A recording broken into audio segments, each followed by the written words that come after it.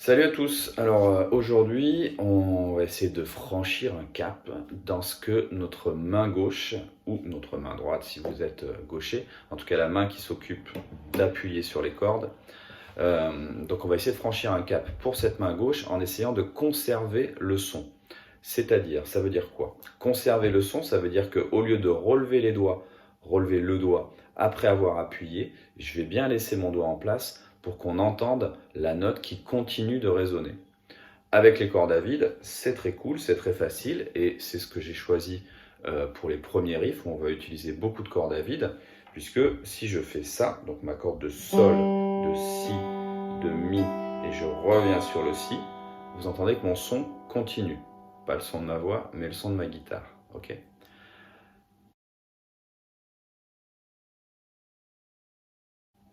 On va s'attaquer tout de suite au premier morceau. Le premier morceau donc utilise ces cordes à vide, ces trois-là, puis on va placer l'index ici à la première case sur la corde de Si.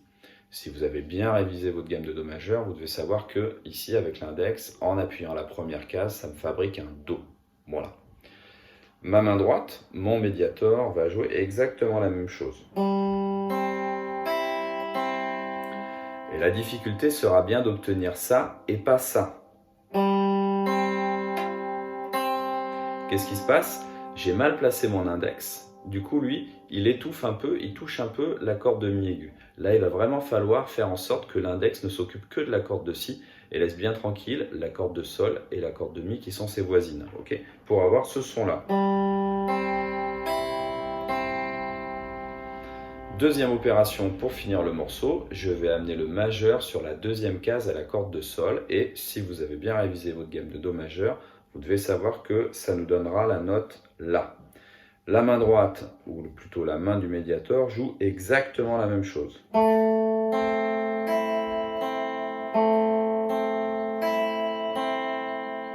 Ok? Je vous joue tout ça en entier. 3, 4, et...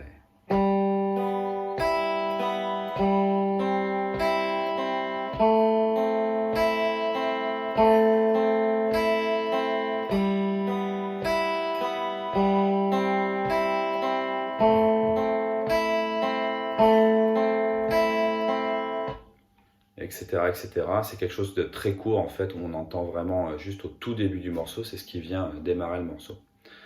Attention donc à la technique, c'est-à-dire à la façon dont on va placer nos doigts, particulièrement donc ici sur les cases dont on a besoin, puisqu'il va falloir qu'on appuie bien avec le bout des doigts, il va bien falloir qu'on ait toutes les phalanges pliées, et pas comme ça, voilà, pas de phalanges tendues, toutes les phalanges pliées, et que ce soit bien au bord de la frette, d'accord? Pas de doigts placés ici un peu au milieu de la case, non, non, il faut bien les chercher à chaque fois, et ça sera très important tout le temps, le bord des frettes. Ok.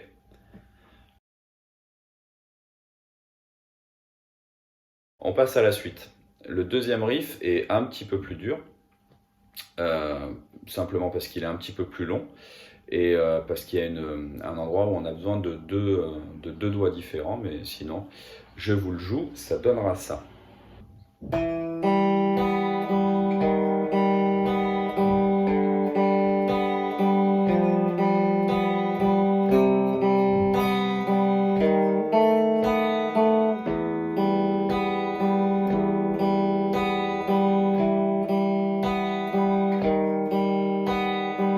Etc., etc. Simplement pensez à bien, une fois que vous l'avez fait une fois, à bien repartir au début parce que c'est ce qui se passe dans le morceau et c'est quelque chose qu'il va falloir faire tourner en boucle. On passe au troisième morceau. Un petit peu plus compliqué, peut-être rythmiquement parce que ça va aller plus vite pour le médiator. Je vais devoir jouer cette position-là en fait, c'est-à-dire que je libère mon index pour la main gauche et je vais jouer ça. D'accord? Et que je vais répéter, ce qui me donne 3, 4.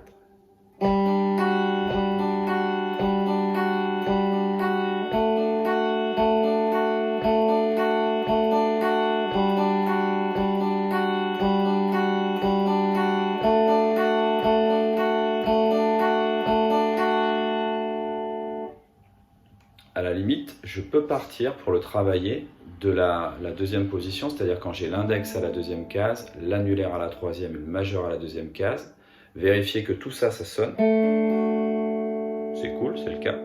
Et puis en enlevant l'index, je démarre mon morceau et comme ça l'index saura retrouver la place d'où il vient, c'est-à-dire à la deuxième case sur la corde de sol. Ok ?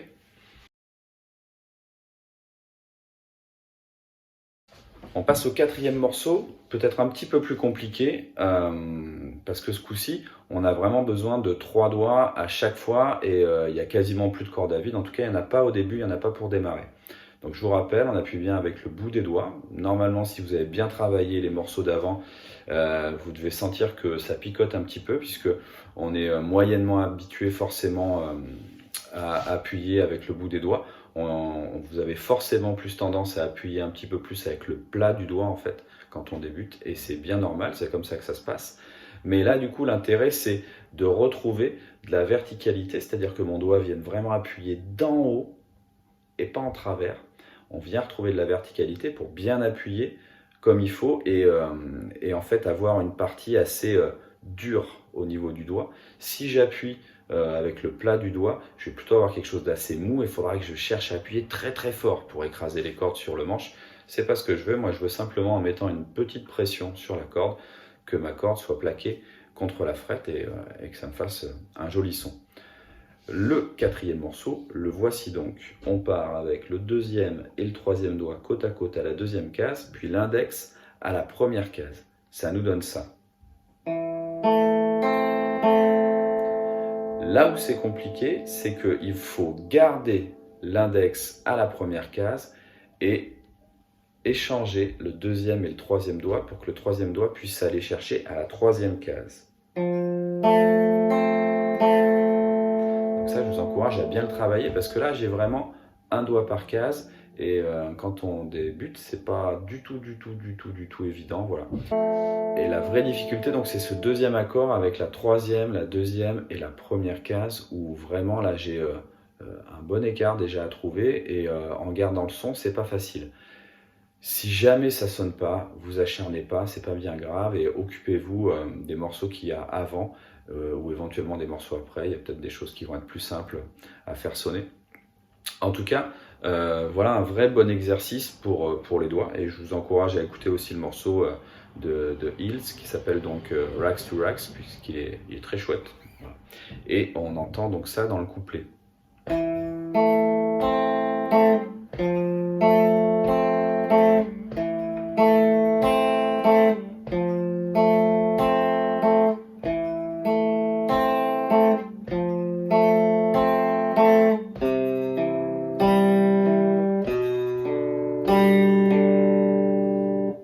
Et ça redémarre après. Voilà.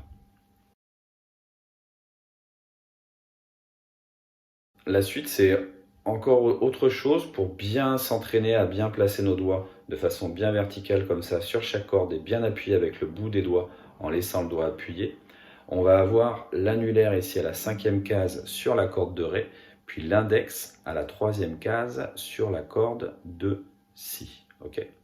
Ça nous donnera ça.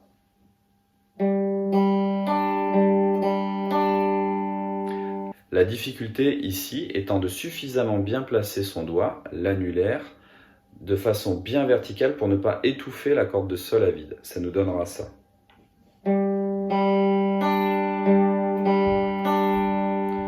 Ensuite, je vais retrouver les 3 mêmes cordes, simplement la basse, la note que j'ai jouée comme étant la plus grave, je vais venir la descendre et ici la décaler d'un demi-ton. Donc je vais pouvoir faire ça avec le majeur. Ça me donne ça.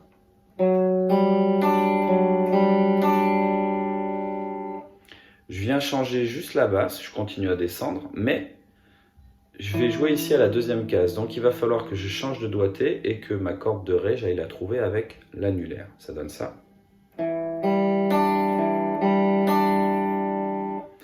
Le plus simple pour la suite, ça donnera ça. Ok, j'ai enlevé mon index pour avoir la corde à vide. Je vous ai pas mis l'intro au complet, ou en tout cas ce qui nous donne le couplet après au complet, parce que les autres positions qui suivent sont un petit peu plus compliquées, mais ça donne déjà un truc assez chouette à jouer, et puis qui nous entraîne, qui nous permet de bien nous entraîner à bien placer les doigts de façon verticale sur les cordes. Je vous le refais.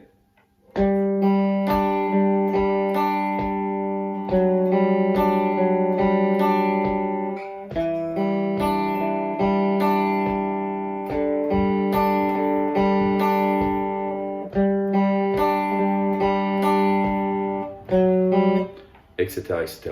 Je le joue un petit peu plus lent que l'original, mais voilà, allez écouter la version originale, vous aurez une meilleure idée de ce que le morceau doit rendre. Pour finir, peut-être un petit peu plus compliqué pour le Mediator, parce qu'on va devoir se balader ici sur 4 cordes. Mais après, ça dépend des mains gauches, en tout cas de la capacité de vos doigts à bien se placer.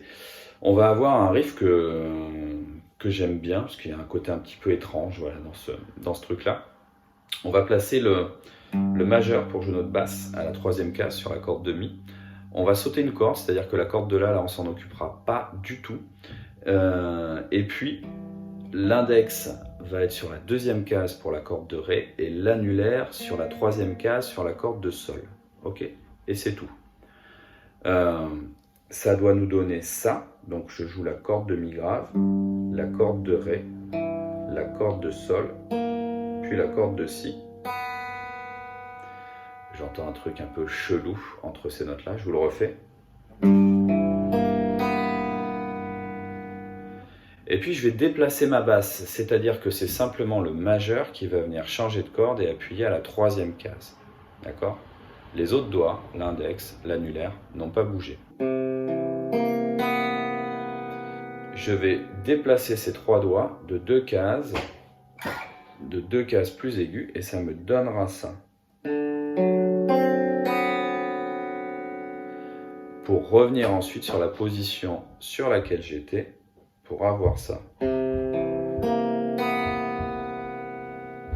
Ce qui va me donner donc, si je cherche à enchaîner toutes ces positions, quelque chose comme ça.